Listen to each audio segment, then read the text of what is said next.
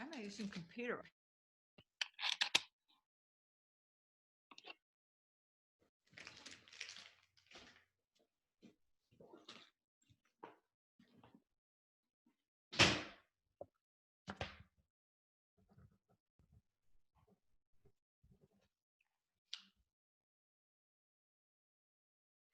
Look at you with your fancy background there.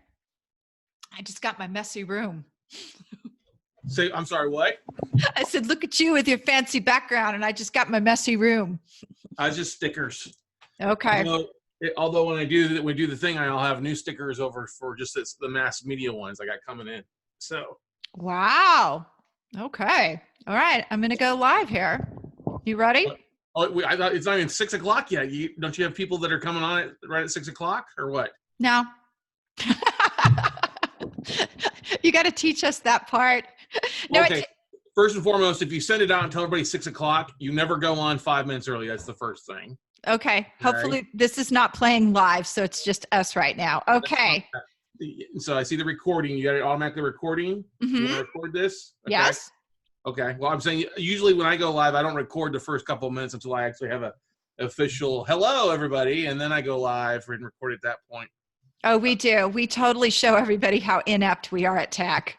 Well, you're not. I do like the whole text quiz to 64600. You're not inept there. That's a good thing. Yes, Tracy hasn't caught on to that yet, so. That's all right. That's one way.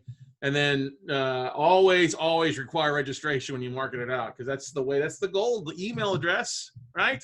Yes, it is. We've been very low key about this. We just wanted to not be pushy, but we do need to start getting pushy on it. Did you know, some people told me today that Facebook is changing their criteria Wednesday, and you're no longer allowed to make an offer on any live. How can they know you're going to make an offer on any live thing? I don't know. They said they'll shut you down. They want people to run ads instead. But that's stupid. They also just got fined $40 million for over-exaggerating the live streams. How did they over-exaggerate them? So the SEC fined them $40 million because they said they were only sometimes exaggerating like 40-50% with true views. Yeah. And in most cases, they over-exaggerated like 800 to 900%. We don't really have 300 people watching our show every week. Exactly. You might, but they may just roll through for less than 3 seconds, or maybe not even do that. Let's talk about that today, since it's coming up. Okay, hang on. Let me see if I can't find the actual article. It might be. Okay, all right. Because it was Alicia Corey. They got shut down, I guess in December, and they had to revamp the whole thing that they were doing. And so when they pre-interviewed me today, they're like, you can't make any offer. They'll shut down your live stream if they hear it, which I was like, no big deal. They can go to a quiz and then I'll capture them from there. Mm-hmm. Privacy. Let's see here. It's fined. Because I don't think they really give you, Tracy and I have looked at I haven't done it since August, but we've looked at our traffic that's coming through from the ads. Mm-hmm. And there's no way those people, like we go and look at their profile when they come and like something, there's no way those people are interested in that. Right. Right. Oh, here we go. That's April. It's just maybe I'm missing on it. Agile regards as This is great. So let's do a Facebook Live and slam Facebook. Yeah, but that doesn't make any sense how they could do an offering. I mean, that just doesn't, unless they're tracking everything you say. But well, Alexa does. Like, why wouldn't they? I don't know. Maybe they would. They probably could. I bet they could, because you know how when you're someplace and you talk about you're going to buy something, and then all of a sudden it pops up. Mm-hmm. They probably could. They're listening to everything. We should all put phones under our bed and have like mad, loud sex in their ears. Right. Here we go. Facebook fine for artificially inflating video views. This came out in October. Okay. Yeah, let's do it. They lied about views by 150 to 900%. How do they even pay all these fines that all these places are giving them? Because we pay for ads on their thing. No, we don't. Do you? I'll do some pushing. I'm doing some. I'm running some ads on for the event right now. A couple $100. So. Are you getting anything from it?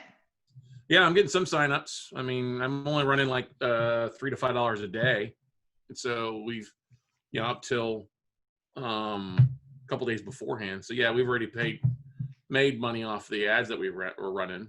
Okay, So. we've got to go live now. Okay, let's go live. My mentor told me not to go live until it was time to go live. Or give them, or I always do it 2 or 3 minutes afterwards. That's why I play music at the beginning. I get everybody pumped up. I don't play music. Wait a minute, we're going to a page. Hey, at least we got the live leap down. Got to give us credit. I did that on my own. That's good. Good stuff. Congrats. I'm like, oh my God, why did I say I'd coach you? You're an idiot. No. No, I didn't say that. I didn't say that. I mean, I'm excited for you. That's good. Yeah. Unfortunately, I didn't get to octopus today. I'll have to do it tomorrow. Right. Let's see. I'm going to run a watch party over here too. And my microphone gets knocked over. That's really good. Scott Carson.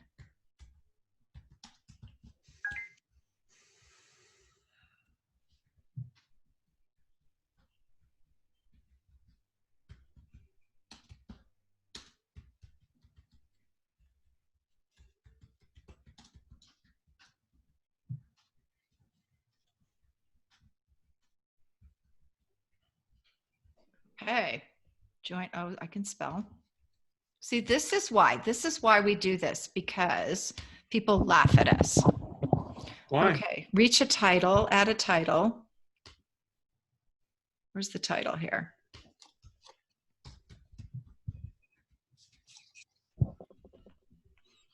Okay. I added it. Go live. What? There we go.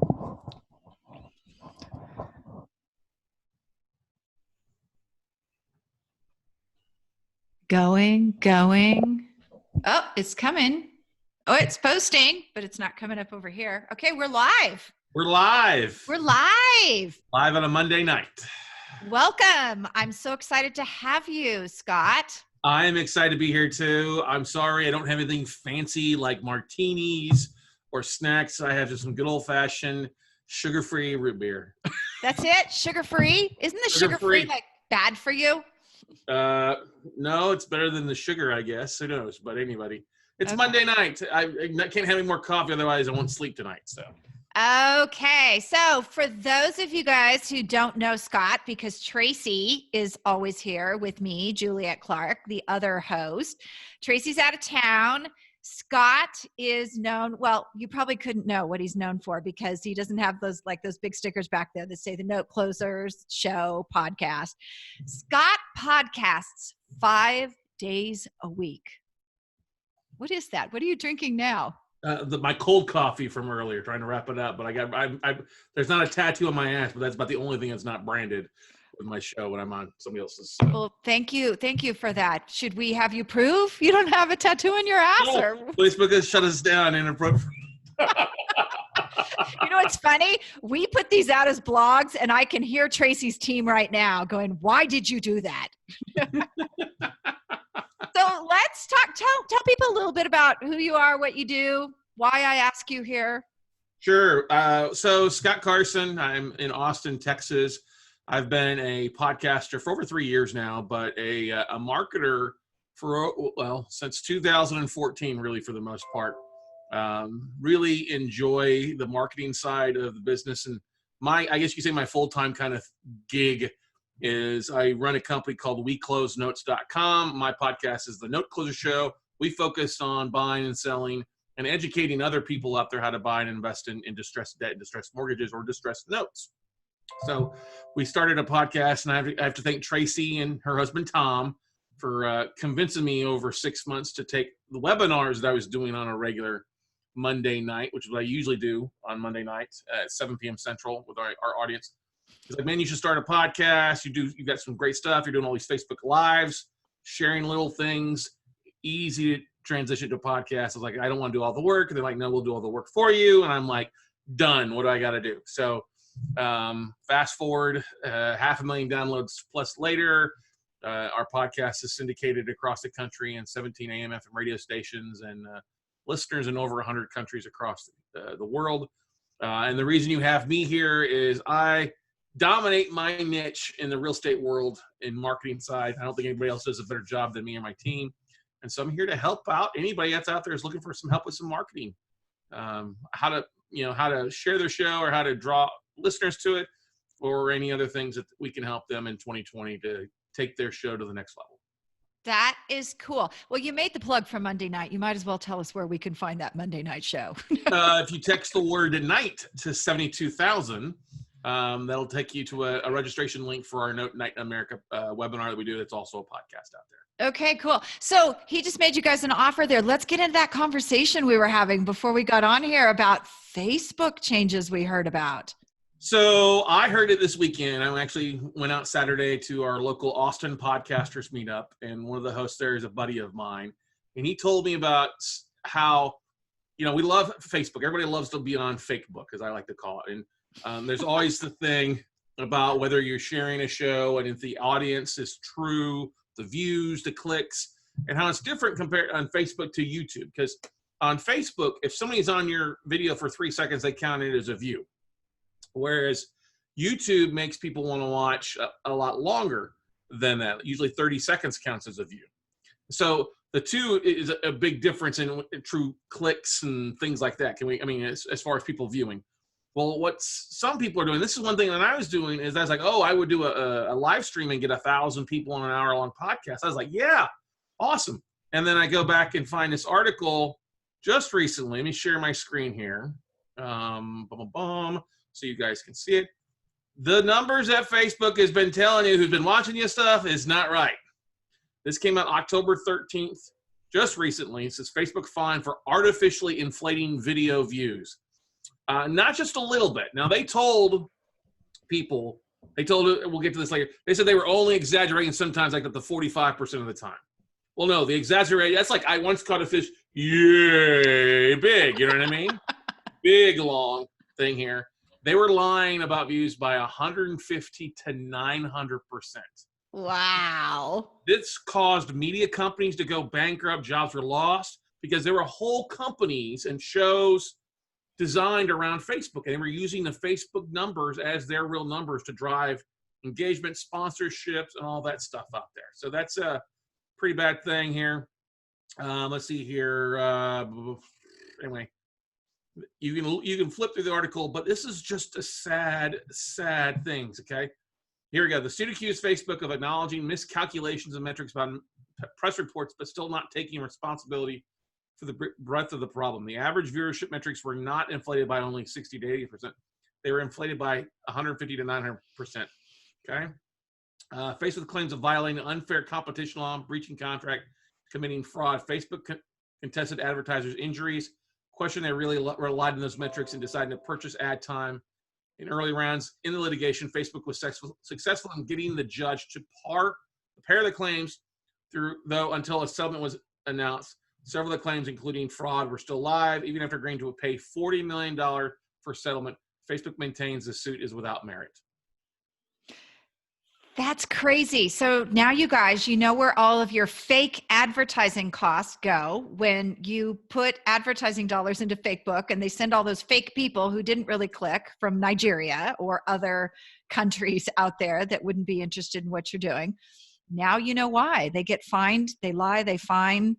How do their stockholders make any money? Their shareholders. Well, it was only 1/10 of 1 day's of budget they set in it. So didn't really affect them in a derogatory status. Yeah, it's only about 0.18% of their annual income. So it's just a drop in the bucket. So that's the thing. So here's the thing. I'm a big believer, no matter what field where we're all in the media base. This is why I've been a huge proponent that you have to take your show and share it across multiple platforms, okay? Not just Facebook, but you've also got to share it to YouTube. You also got to share it to LinkedIn is a great place. You've also got to take the audio and share it in multiple places. I'm always amazed that so many podcasters have the field of dreams mentality. If you just record it, they will come. And that's not the case. You have to build it for them to come. So right. You know, So let me just tell you, that only worked for Kevin Costner because he's cute, because he had Hollywood money behind him, and that's it. Like, it doesn't work for the rest of us. You are really busting you're disillusioning my life right now.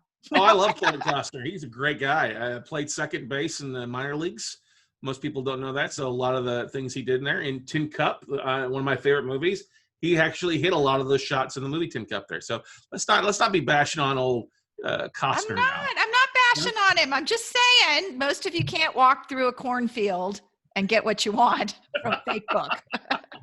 Well, but I think it's still a good channel. I think you need to be posting there. I think you just need to take it with a grain of salt because it also comes in absorption ratio when they talk about this. We Podcast Mimic talked a lot about this too, that people only absorb your Facebook videos about 1% absorption, truly sitting through it, listening to it before they get the whole scroll thing, okay?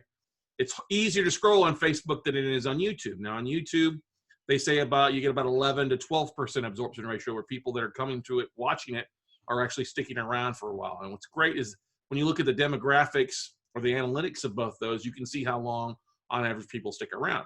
Now, the thing about podcasting and having the audio side is that the absorption ratio is roughly around 86%, because once they plug you into the earballs or the eyeballs, they stick around till almost the end. That's the beauty of it. That's why they can hear a full story. They can hear a full article. If you are in the process of leading down the path to buy class or training, you really do have the time to, I don't want to say pitch them, but kind of sell them on what you're promoting. And a lot of times with Facebook, and I think even in YouTube, we get so inundated with ads a lot of times in the front end, or buy versus seeing what's going on.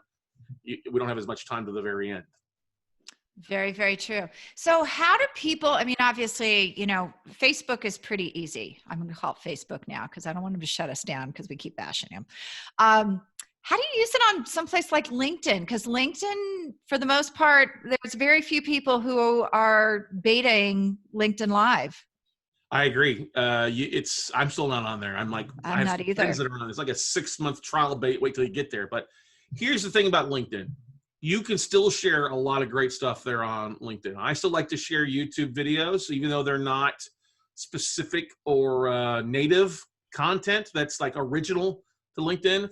I've got some friends that are doing short 10-minute teaser videos, like a preview. Hey, here's a quick preview of the episode. So they upload the video, the 10-minute video, directly to LinkedIn. It's the only place that is, and they have a link to the full episode, either the podcast or the YouTube video below it in the comments or in the description. A thing that I'm a fan of that we do a lot of is my staff will take our articles. Well, I won't say our articles. I should say Podetize's articles, transcription, full service, full disclosure. I'm a very happy Podetize client. So I am too. Exactly. Do a great job. Tracy's not here to have that money shot there. But anyway. That's right. You brought toys. Let's see the CNC. I did not have the CNC. Sorry, I did not make it back home. We have been dealing with a very sick kitty who's on death's doorstep the last couple of days, and so I was only in and out of the office briefly between vet visits. This show's over. No. Sorry. See you later. Bring it back there. But I do have a spin and spay for animal noises. Yes, that Juliet was so nice to bring me in Orlando. I have it. I've used it a couple times. So I just didn't make it to the office today. Okay. All right. But so you were saying? I don't remember what I was saying. But Podetize, they'll take our article. Take our episode, do a full transcription, and they go to my website, weekclosenotes.com, and write a full blog. Well, what my staff does is we take the first 2, 3, 4 paragraphs of it. Mm-hmm. We take the artwork, the infographics that they create, and we go over to LinkedIn and we create a little custom blog or article with a nice image, a couple paragraphs of content to get people interested, and then a link where they can listen to the show or a link to the video. They can watch it on YouTube, whichever one they prefer. Because I have a little bit more seasoned audience, 35 to 65 is our listener. So not everybody's a podcast listener on there. So I want to give them a spot where if they don't understand what Spotify is or Apple Podcasts, they can click on YouTube and watch the same episode and listen to it as well too. Do they not read? Well, who is your audience that they don't read? No, they read, but we know a lot of people are lazy and would rather watch it So they can go over to the website and read if they want to. It's right there for them too. Okay. So I do the same thing over on LinkedIn. I create an article every week, and I find that the articles get more, they get a higher ranking and more looks than the just posting it. But I do both over there. Here's what else I do with it that I would love to share if it's okay. I mean, it is my show. It's your show. Share away. It's my show. I'll cry if I want to. Hang on a second. Hang on. Just as long as you're not full of bullshit level, Defcon 5. Thank you. I also use a lot of those. If I have somebody that I've connected with that, is asking questions, or I've had a call with someone and I write a little thank you note over there, I'll drop one of those podcasts links in there for more information for them. Mm-hmm. So for me, that's a really good use for them. People, I don't know if they ever listen to them, but it makes me feel good. So what I found something worked really well this weekend that I was really blown out of the water with LinkedIn is I haven't really spent much time on LinkedIn groups because I often find, especially some of the larger groups, it's just people posting. It's not really a lot of insightful information. It's a lot of, hey, sign up for my stuff or buy my stuff. Look at me. Right. But that's okay. But I'm part of some big groups, like a 500,000 big distressed real estate group. So for the first time in a long time, I went over and shared my most recent article and changed up kind of the word. He said, hey, any real estate investors interested, you might want to check out my podcast, The Note Closer Show. Well, I'm not joking. I see about a 500, 600 average download per day on our show. We get somewhere between 20 and 30,000 downloads a month.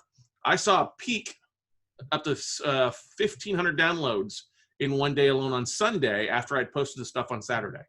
Wow. So I posted it. I posted like 15 groups on real estate or distressed debt investing or stuff like that.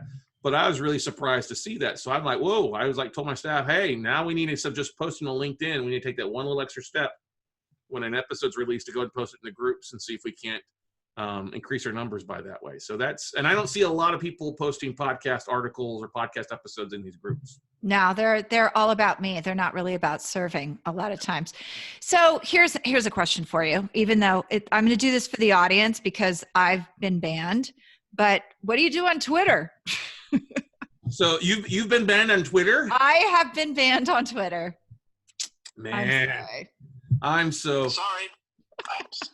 I hate Twitter anyway. It's so toxic. So what did you do to get banned on Twitter? That's what I want to know. So I had a subscription many years ago when I signed up with a PR person, and I don't really use Twitter, but the subscription was supposed to be posting things about books. When I actually looked about 6 months ago, it was posting some political stuff that I disagreed with, but I got banned. But here's the thing. I think it's so toxic over there. I haven't even asked for my account back. I just figure, what the heck, keep it.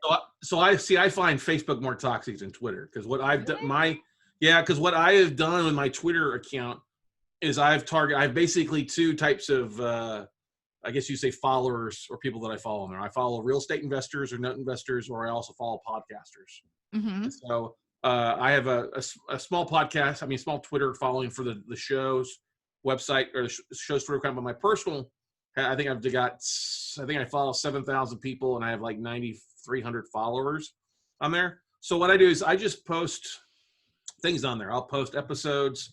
I do look at and try to follow other podcasters at things like that. So that's helped me actually by using the hashtag real estate podcast.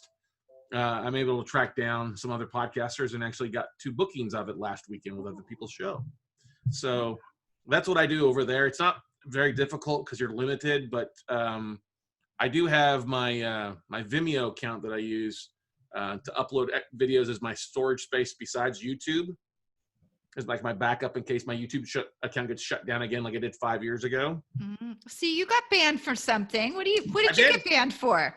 I got banned because I paid a VA $20 to go on there and try to boost one video. Like I was trying to make a video go viral, and they're like, "Nope, shut down account. Everything's deleted. you can never even log in with that email address on YouTube or we'll shut everything down. So Wow. yeah, I lost hours and hours, and I was making close to $700 a month on just ad revenue off of that stuff. And no warning, they just shut me down left and right. And I was like, whoa. So I had to start a Vimeo account, and then I had to start a new YouTube account. And honestly, I didn't really take YouTube seriously till about a year ago. I built up my following up with about 1,500 subscribers. But I was really so excited. We really spent more time on it in 2019, and we doubled our number. We exceeded 3,000 subscribers as of last week, and we've seen our revenue bump back up. And then that's leading to a lot of subscribers, a lot of views, and then also opt-ins into our website and increasing our revenue with people signing up for workshops and education or opting in for other things. That is so cool. And we're going to talk about this later, the mass media event coming up, but you have a YouTube guy, I noticed. I have a YouTube guy. Don't you have a YouTube guy as one of the guests? Oh, yes. We have Mark Gaberti coming on. Yeah. When you say guy, I was thinking older because Mark is really young. I think he's like 24. Well, aren't they all? Like the YouTube millionaires are 8. So Mark, you will like Mark because Mark has actually had 26 books published as well. As he's gone through college. He just graduated for this last semester as well too. So yeah, Mark Gaberti's going to come on and talk about decoding YouTube. He wrote a book about it. It's a really good book. Some great advice on how to maximize your content, what to do, what not to do. Yeah, he's actually wrapping up on Sunday of the event, but he's good. I've learned some tips and pick his brain, and I'm about 15, 16 years older than he is too. So. Wow. And I'm old enough to be like his great grandmother.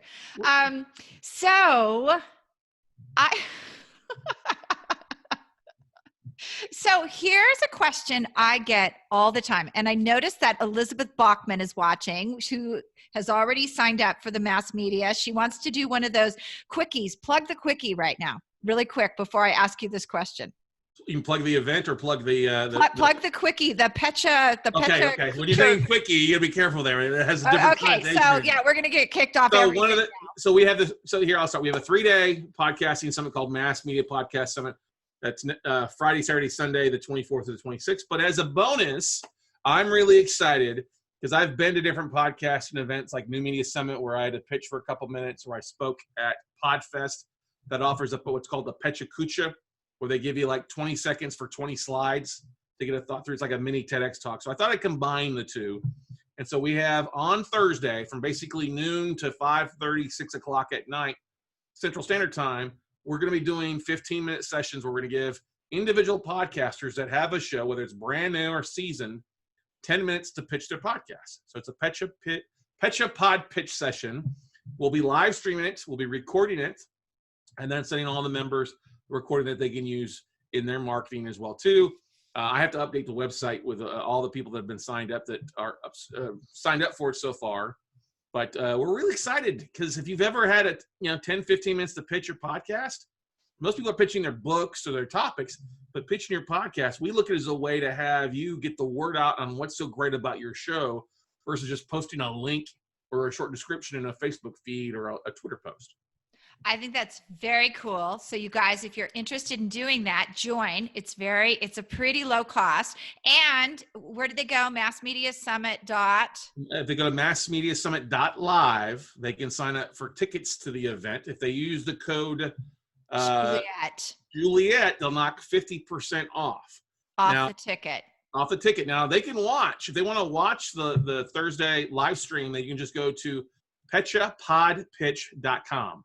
Could you spell that, please? PECHA pod, P-O-D, pitch, PITCH.com. I just bought the URL, just set up the forwarding to the webinar invite about an hour ago. So pechapodpitch.com will get you to watch the live stream on that Thursday. That's cool. So there's a reason I ask you in the middle of this. So one of the questions I get over and over, and I think you're the king to the answer of this because you have 5 podcasts a week. How the heck do you get good guests? So that's a really good question. I walk into my office usually every day and I do an episode for my podcast, and they can be anywhere from like 37 minutes to like an hour. I don't usually go above an hour because we are syndicated. So I like to try to make the shows be 50 minutes or less. Can you explain syndicated for those people who don't know what that is in the podcast? So I am on my show's picked up by 17 AM FM radio stations across the country through AM/FM radio or 24/7 AM/FM radio.com. So I have an hour slot 6 days a week. So I use my 3 best episodes of the week to go on there, and they go live across the country at 9 a.m. Tuesday, Wednesday, Thursday. And those same 3 episodes replay Friday, Saturday, Sunday nights at 8 o'clock. And we see roughly we're getting close to 2 million hits to the radio station's website. These aren't Arbitron rated radio stations, so it's hard to tell total audience. But we see 75 to 80,000 hits per hour per episode that of people listening to the station's website. So that's when we syndicate. Basically, we take the episode, the audio, I send it to the radio station, and they blast it out for me across these different channels from Tampa to Long Beach. So that's cool. And our guest next week is Jim Beach, who you know very well too, and he's going to talk about that more. He will talk about it more. He is a phenomenal guy, the founder of Pod 24, the main host of Startup School for Startups. School for Startups podcast and radio show. Just an amazing guy. One of the most interesting men in podcasting I've ever met. So he's the most interesting person I've ever met, period, I think. He's got some great stories. Steph and I spent some time with him a few months back in Tampa at a podcasting convention, and we were just cracking up the entire time. Such a great guy. So going back to it, I come in the morning. My first hour of every day I come in the office is always dedicated to marketing. That's what we focus on. And my show is usually 50% guests and 50% topics, something towards my audience. Now, I do dash in the occasional seasoning of entrepreneurship or an extra dash of business or a little bam of monetization and marketing to go along with people in my neck of the woods. This is you're having recipes. I saw last week's one with the chef and everything, so I was like, I got to add a little. She's so awesome. Is she cute? Great. But that's what I'm saying is I focus on the hour, and sometimes I'll just start. It may be 30 minutes. I try to shoot for at least 30 minutes for that. Now, what I do as far as guests, I'm very kind of stringent on my guests for the most part. They've either got to be in my industry, or like I said, they've got to have that aspect of business, entrepreneurship, mindset, or maybe something interesting that we can apply. You know, I don't just bring just pure real estate people on. I got like 4 pitches today. I'm like, you don't fit my show at all. You're not interesting at all. I can't have you on because they're boring. Yeah, a lot of them are. You know, like this one lady. And what happens? I get pitched a lot of people that want to come on because they want to promote their book or their training classes. And I'm like, you want me to come on my show, all the hard work we've done for free to promote your stuff? I'm like, if I know you, I'm fine with that. But if I don't know you, I was like, well, hey, you can sponsor a show for $500 or $1,000. And they get all upset. I'm like, well, your class is $1,900. You mean you can't afford to get an audience and stuff like that? So there's a little tip to monetize your show. If people are going to pitch on your podcast episode, hey, give them a fee or charge them something for recording or your transcription. Your time is worth something. Your audience, you have to be very careful too, because your audience can turn on you if you're turning to a pitch fest. And you and I both know somebody who has an email that pitches something every freaking day. Yeah. And I'm like, come on, man. Come on. I know that's the way you make your money, but work for a living. Yeah. Give me something of value that actually talks to my needs versus just yelling at me. Yeah, there you go. There you go. So those guests, how do you get them? Because mine's once a week, and I go out on LinkedIn and I connect with people, and it's hysterical because they'll be like, who are you? Why should I talk to you? Or I get pitched. This is even worse. I get pitched. I'm like, have you listened to my show? I don't care if you have a book. That's not what my show's about. Right.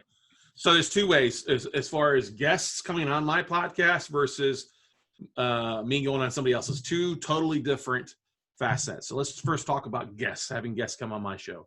So I network at events. So I pay attention. Like if there's a conference going on in my niche, I go look and see who's the speakers on the conference. And a lot of times these conferences will give away their whole speaking lineup. Who's speaking here, who's speaking there. And so I'll reach out to them, whether it's an attorney or somebody in my niche. Hey, would you like to be a guest on my podcast? Okay. Mm-hmm. So any type of conferences, seminars, expos, that's the first thing I do. Now I have students because I teach this, so that's helped us adding, with different case studies that we go through. So if somebody's got an interesting deal, I'll ask my audience. I'll post it to my Facebook group for the Nut Close Show. Hey, who's got an interesting deal they'd like to talk about? Like last night, I posted a question. Hey, we're going to do some live Q&As. Who wants to jump on? And then we'll do like a live show with 3 or 4 people in an hour where we're talking 15 minutes each with them. But that's it. I look at who's out there. I pay attention to some of the different groups I'm a part of. I look at what's going on in the industry, housing industry. Like I reached out to a self-directed IRA custodian yesterday to have him on my show later in the week. But I use Calendly, and I have 2 times in the morning and 2 times in the afternoon in my Calendly. So once I fill 2 spots in either the morning or 2 spots in the afternoon, I go ahead and block out the rest of the spots. So I'm not spending 4 hours. I'm only spend like 1 to 2 hours per day on the podcast. Okay. As far as getting me booked on other shows, on other podcasts, it's a whole I do the same thing. I go to events. If I see they have a real estate podcast, a real estate or entrepreneurship or marketing, those are kind of the 3 biggest things. And I throw business in there too, but big 3 things that we pride ourselves in and haven't been able to have, a conscious thought of rubbing 2 marbles together to provide something of value. So, and I'll tell you this, I made this a challenge. I wanted to be on 100 podcasts last year. For 2019, I ended up at 105, 106. Wow. You're an overachiever. Yeah. I value this. You got to realize that's 2 per week. I know. Okay. That's only really 2 per week. So that's what we focus. Now, some days I'm recording 3. Sometimes it's 2. I was on one early this morning. I count this as 1. So this is technically 2 for the day. But that's the thing. I just reach out to people, same thing. Hey, I think I might be a great guest for your podcast. Have you anybody speak on the niche of distressed note investing? Or we're doing something cool marketing wise, with this aspect. I might fit into what you're doing on that. Like somebody had me on the last week about virtual summits, and he posted something in Facebook groups, and that's a great place to find, is that like Podfest, Podcast Movement. There's some big podcasting Facebook groups that I'll go on there and just spend some time while I'm chilling at the house on my phone or waiting around for something. And I'll just look to see who's in there. Sometimes they'll run some threads, about, hey, what the kind of show they have. And I'll say, hey, are you looking for guests? I think I would be a great guest. But the big key is if I ever reach out to somebody, I put a link to a short 2-minute video. I call it my pitch video. Mm-hmm. And it may be a minute to 2 minutes. I have a couple of different ones, but I send that link along so they, instead of just seeing the thing and clicking on my LinkedIn profile or whatever, they actually see my energy. They see me talking. They see that green's my favorite color, obviously. See me talking about what I'm sharing and see the energy that I bring. And then, of course, they go over our website and we have a media page for just all the podcasts I've been on. So they see that I'm willing to share and promote their show as well. That is so cool. So let's plug. This is usually about a half hour. You and I could go on for hours. Go longer. We go an hour. I don't care. Okay. All right. Don't you have your own show right on? No. I'm good tonight. We actually canceled. We're not doing one tonight because of the NCAA championship game. I'm going to go watch and see LSU and Clemson play tonight. Ah, okay. All right. So what do those people do with podcasts? Like, I love what you just said, but what if you don't like people? You don't like people. Yeah. That's a problem. Just asking. I'm asking for a friend. No. Asking for a friend. Well, so here's the thing. If you don't like people. Well, what are those people who are shy and like afraid to ask? I think that's really where I was going. So here's the thing is most people aren't going to bite you unless you're going to talk to a dominatrix. Okay. And even then the bite might not hurt that bad. Or it might. It might. It could. Whips and chains and stuff like that. But you can always get the heck out of there. I would just simply say, let's reach out to people. Just get in the habit of asking. I probably asked 500 different real estate podcasts and ended up on 100. Wow. What did they tell you why they said no? They were just like, oh, we're not taking guests this year. We're already pre-booked, or we had somebody on notes earlier on. So And they had 3 listeners, so you didn't really believe them, right? well, the way I look at it, if they only have 3 listeners, there's still 3 listeners I haven't talked to or heard. Oh, okay.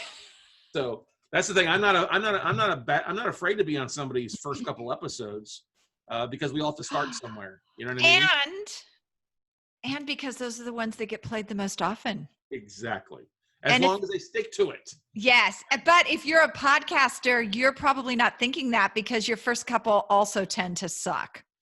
They can. Yeah, like my worst one was like number 1, and it was horrible all over the place. I've never gone back and listened to it once. So I usually will just leave it up to somebody else to edit it, and then I don't usually go back and listen to the show with when we record it. But here's the thing.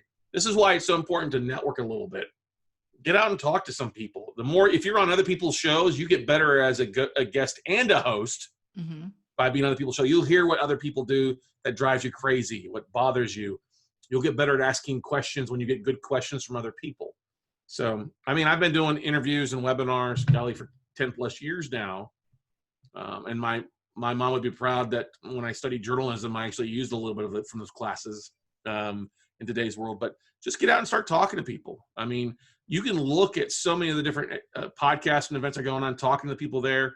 Most of the people there would be glad to be a host because they want to get the message out to other people. They want to get the word out. So if you've got, if you've got any sort of social media following, if you haven't been kicked off of Twitter, all right, or haven't had your Facebook account shut down, sharing it there, you never know who you're hearing. I think most of the experts believe that that you're only one connection away from your whole podcast exploding. That's a good point. So I'm going to share for a minute about what I don't like when people are guests on my show. Is that okay? That's when they don't show up with like barn animals. I know. No, you wouldn't believe how many women, when I invite them to the show, they get on, no makeup, no nothing. And I'm like, could you put some makeup on and brush your hair, please? Like, oh, I didn't know it was going to be on camera. That's not really my pet peeve because, I don't care. I always want to be prettier than you anyway. So, you can go on without makeup. No, my pet peeve, I don't get a bell or a pig whistle or something like that. I didn't have that in the morning. Tracy texted me and I was like, why is my phone beeping? It was Tracy doing something. I texted her something about we're shamelessly plugging her. She should be our sponsor. That's right. Well, this episode sponsored by Tracy Hazard, who isn't here tonight. No. So here's my pet peeve about guests is when you piecemeal me and you don't have a media kit. Mm-hmm. When you say, oh, let me take 5 days to write my bio. Like, what? You need a media kit. Yeah, and that's one of the things that I did to overcome that, because I was so sick and tired of trying to track down people's bios. And so I made that part of the booking link in Calendly. They literally have to put their 300-word bio and their links in there. If they don't have that, it's hard to book them. Now, I'll make excuses for a few people, like some of the people that have on regularly, I can find stuff. But for the most part, they got to have it. Now, I only do that because, I hate having to fill out forms for somebody else's show, but I understand what they're doing. So it's easy. I have my bio and my favorite image of me. And it's nice. You'd rather have them use an image of you versus something else, like a stroke face or anything else that we often have from YouTube. Or they get that picture of you when you're wasted off of Facebook. Oh, yeah. Yeah, exactly. That college photo. Passed out with drool. That's not what you want to see. Yeah, thank God Facebook wasn't around when I was in college. Right. But a media kit's not difficult. Short bio, a couple paragraphs. What I dislike was when somebody takes the whole thing and fills it out like this whole damn thing. I'm like, listen, I'm literally going to be reading this in third person. Let's keep it simple. 2 paragraphs, 3 paragraphs. I don't want to put my audience to sleep in the first 5 minutes reading a bio, how awesome you are. You're on my show. You're already awesome. Okay. I'm just going to mention, I'm not going to say his name, but I had someone send me seriously, a 2-page bio. And I was like, I don't even know where to go with this other than you must think you're pretty damn special to have a 2-page bio. Mm-hmm. That's pretty crazy.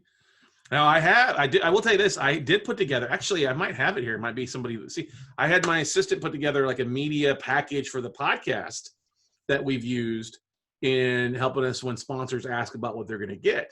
And it's kind of a cool thing because we've got 3 different kind of podcasts along with numbers and some of the other things. And then course, the most valuable thing is the credit card application form for them to fill out so they become a sponsor. Of course. But if you want to, I could find it and pull it up. It might be kind of Yeah, that'd be great, because I think a lot of people really aspire to have sponsors, but they don't know, like, what do the numbers need to look like for something like that? So here's a good thing that I think is you have to look at what your demographic is and what your audience is. Okay. So like a lady reached out to me tonight. Oh yeah, this is perfect. I found it. Right. By the way, all of our friends sponsor his show. No, they don't. Like, there's no friends left to sponsor the rest of our shows. Yeah, there is. Hang on. There we go. So here's kind of the thing that I have put together. So I took our three. Can you see my screen okay? The USAA? USAA was on Liars and Cheats. They're my insurance company. Oh, no, it's just ad for their, hang on. Oh, okay. Stop the share. Share. Come on. Let's try this now. All right. So you see a PDF? Yes. Okay. So we have three major shows. Main one, the Note Close Show, Note Night in America, which is my Monday night thing. And then we do Note Camp, which is an online kind of educational summit that we do once a year, twice a year. Okay. And so let me shrink this down a little bit so people can see a little bit better. Full breadth of it. But this wasn't too difficult. We just took our numbers of what our show was, and we put a map of there. So we have the radio stations on the front, so people see it a little bit bigger audience versus just there. We talk about some stats, 25,000 plus listeners each month. Facebook Live, I might need to take that down off of there now based on what we talked about beforehand. We've exceeded 500,000 downloads, so I can go back and edit that across our platform. That's crazy. Yeah. And then we get about 7,000 plus views across YouTube and Vimeo per month. I talk about some of the platforms we're on. We throw in here some other things like the email list of over 100,000 active investors and over 60,000 social media followers. 70,000 plus listeners across the radio stations. YouTube subscribers big, or Instagram. Then we throw some of the, the links in there so people can see. And then we talk about what the benefits they would get for sponsoring our show. Welcome post across the different pages. Since we do so many episodes, we give our sponsors a show once a month. So they can come in, we can talk about what they're focused on because it's valuable. I don't bring sponsors on that don't have a direct correlation of adding value to my listeners. That's a big thing. So my sponsors usually provide something valuable. Either they provide a service of due diligence or a service of like legal aspect of it or something else like building credit or optimizing credit, things like that. Or they're a mortgage broker or a realtor in an area that we're focused on. So we do that. We give them vendor spot at all our different online workshops. They get a feature slide on our Note Night in America webinars. They get an email introduction out to our active investors, guest spot. We also have the ability, since we host with Podetize, to add ads into our episodes. So we insert different 30-second ads into them. Special recognition. We make sure that anytime we mention them on our website, there's backlinks to their website. And we post different ads across other podcasts episodes besides just theirs as too. So we give them a lot of stuff here. Mm-hmm. You do. Then, of course, the back end here of where they can do it. And if they want to sign up for 2 spots, they can. If they want to do a day or longer, they can do that. One of the things that we have done in the past as well. Well, is there any questions about this before I go on? Anybody watching? No? Okay. Yeah, I don't see anybody typing in the chat. So one of the things that we did is I didn't want to go originally with the whole CPM model, cost per 1,000 downloads, like, $18 CPM or 25 per CPM. Because we do different, we're not just on the radio, we're a YouTube, we're a podcast, it's a different thing. Mm-hmm. So when we got to 10,000 downloads in our month, I think we're in month, we did 55,000 downloads in our first year. And so it was only like 8 months. So when we got to the 10,000 downloads in a month, that's when we started reaching out to advertisers. And I reached out to my vendor, said, okay, hey, we're at 10,000 downloads, what we're seeing, start you off at $1,000. When they come back the second year, we bumped them up to $1,500 a month. Okay. Well, this year when things are doing, we're going to do a different floating model. We've done this in the past with a couple and they've liked it for a while. But when we would go from 10,000, started 1,000, but when we got up to 20,000 in a month, that bumped their sponsorship to $2,000 automatically. Okay. Well, and that stayed at $2,000 until we went to 30,000 in downloads. And they got bumped up to $3,000 a month. And all right. Did any of them drop out, or like they were seeing the value of it? They saw that we saw the value. Like our vendors, we're like their number one referral for new accounts every year, new clients every year. Okay. So we did have one that dropped because they were starting their own podcast. They saw such the value. They're starting their own podcast. So I'm like, okay, that's fine. Kudos to you guys. But we did that. Another thing too is I didn't want to get out and selling like T-shirts and swag, one-offs here and there. So March of 2017, which is about 8 months into our podcast, we decided that we'd start a membership to our listeners. And this is thing, we all have diehard cheerleaders as our listeners. You got people that download you, they love you, your biggest fans.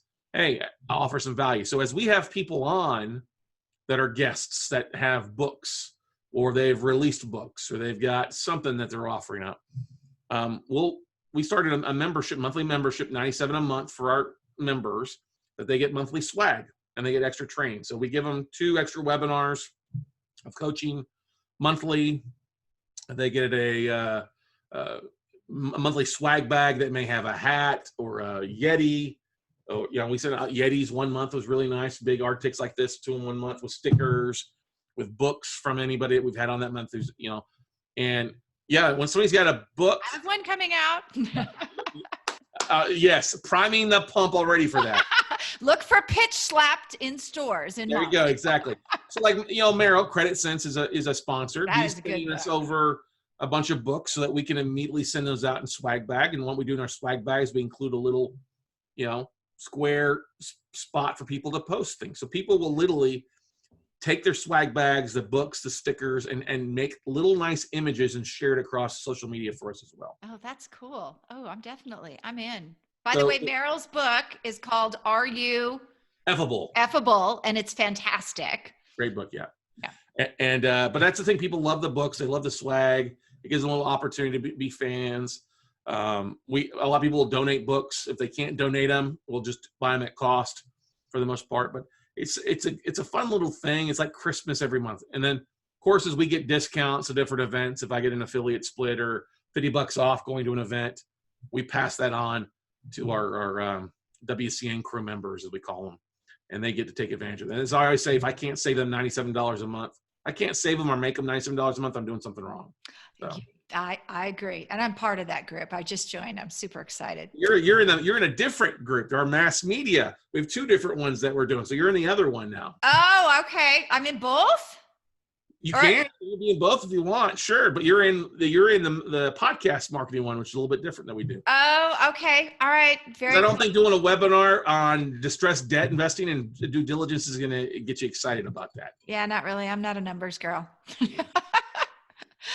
Okay, so we do kind of have to wrap it up because we're getting on the hour here. Talk about, where do they find the Pikachu and I never know what it is. So if they want to watch 50 podcasters pitch on Thursday, January 23rd from 12 to basically 5:30 Central Time, they go to petchapodpitch.com. That's petchapodpitch.com. Pecha, PECHAPODPITCH.com. If they want to come for the 3 days to the Mass Media Podcast Summit, just go to massmediasummit.live and use the code Juliet. We've got an amazing lineup of speakers. Juliet is speaking. I think you were the very first one that had your reservation, so you got to pick your prime spot there. We got Tracy Hazard, Tom Hazard. We've got Dave Jackson, who's a Hall of Fame podcaster from School of Podcasting. We talked Mark Gabberty on YouTube. We've got Molly Mahoney, who is a Facebook ads and chatbot specialist. I'm really excited about that. We've got Joe Fear and Matt Wolf from the Hustle and Flowchart podcast. Wow. Who are going to be talking about how they've monetized their lists with different affiliates and sponsorships and grow their audience. We've got a lot of people. We've got Jim Beach coming on talking about Pod 24. We've got yours truly talking about how we leverage LinkedIn. We've also got JJ Fazanes, who has seven podcasts talking about how to pivot your podcast, because she started one podcast 7 days and it turned into 7 different shows. So we're excited about that. We've got DJ Doug Sandler coming on some of the things about launching your podcast, how to systemize it. We've got, if you need help with branding, we got the brand doctor, Henry Kaminsky Jr., my buddy out of New Jersey, who is a phenomenal branding expert. If you're looking for media, we've got a multiple, like 17-time Emmy award-winning journalist and host, news anchor, my friend Christine Haas, who's going to be coming on, who runs a media company. We'll show you how to get more exposure working with reporters and newscasts and stuff like that. She's got a whole new thing that I'm really excited about. If you're looking for systems and funnels, we got Kim Sutton from the Positive Productivity podcast coming on and share that. Just an amazing lineup of experts. Matt Browning, who is he's a phenomenal entrepreneur and speaker using NLP. He'll be talking as well. Just a great line. Oh, Melinda Whitsock, who's a top 8 podcaster out there in business with the Wings of Business podcast. She'll be talking about how they're launching a new gamification platform to help your engagement increase and your downloads skyrocket as well too. So wow. So think about it, you guys. I know you got a ton of value from Scott today. That's why I asked him to co-host with me. Just think how much more you're going to get from not only him, but all those people. And is there a fee to pitch? We didn't talk about that. There's no fee to, as long as you sign up for a ticket to the Mass Media Summit, you get a 10-minute spot as long as you're in the first 50 that sign up, or the first 50 that RSVP. So spots are going quickly for that. I mean, we've already exceeded 100 people that have signed up. Not everybody has a podcast, so there's some spots still available for that. So if you sign up for a ticket, you'll get a link from me to pick your time slot. So if you're working on Thursday, you can pick your time slot in the afternoon around it. But that's included. That's included with it, as long as you're a ticket holder, whether you bought a general admission ticket or you're getting a backstage pass ticket. Yeah. And think about that. What he just said is important if you're even thinking about doing this, because the number one thing that happens is y'all start and then you quit after about 10 episodes. And then we go in and we buy your shows and we steal your followers, probably about 4 followers. That's a whole different topic. It's a whole different topic we could talk about. Yes. So. But for those that can't make all 3 days, it's recorded. So don't worry about it. If you can't make it, the recordings are included and you'll be able to download those. We've got a private Facebook group that we'll be live streaming to that you'll be part of that you can watch on your phone. But the replays will be available usually that Monday or Tuesday afterwards. I hate going to events and paying for replays that come out 6 months later. Right. We pride ourselves. We'll have the replays available a couple days after the event. Very cool. Very cool. Scott, thank you. I appreciate you. I appreciate you taking the time to do this. It's an honor. Thank you so much for having me. Next week, we have the fabulous Jim Beach, who's going to be talking about radio syndication. He wants to do for radio what Amazon did for bestsellers, and some of you will know exactly what I'm talking about. So find out about radio syndication, and you just heard from Scott how much it boosts your numbers to get those sponsors. So it might be something that some of you might want to explore. So thank you. I appreciate y'all for showing up. Tracy, I know you're listening. We missed you. No, all right. We had fun without her. We did. It's no longer the Juliet and Tracy show. It's the Juliet and Scott show. Yeah. All right. Thank you. Bye-bye, guys. Buddy.